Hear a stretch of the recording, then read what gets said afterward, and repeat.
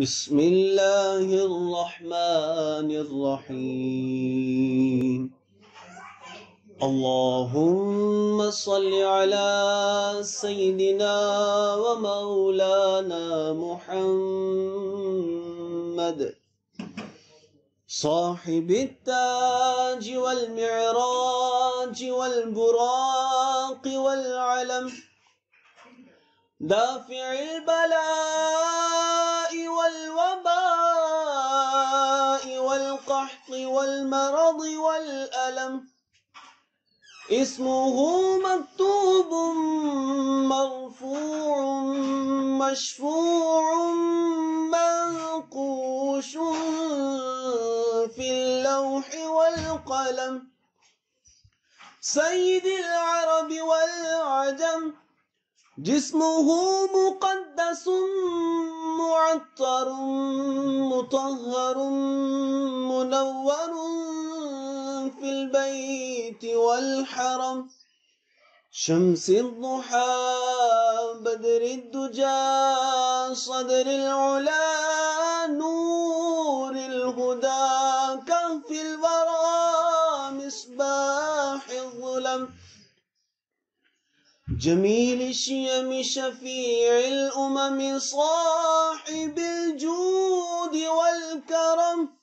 والله عاصمه وجبريل خادمه والبراق مركبه والمعراج سفره وسدرة المنتهى مقامه، وقاب قوسين مطلوبه والمطلوب مقصوده والمقصود موجوده، سيد المرسلين خاتم النبيين شفيع المذنبين أنيس الغريبين رحمة للعالمين، راحة العاشقين مراد المشتاقين شمس العارفين سراج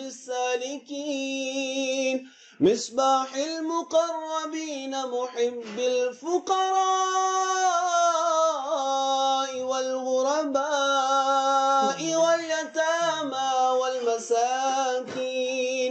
سيد الثقلين نبي الحرمين إمام القبلتين وسيلتنا في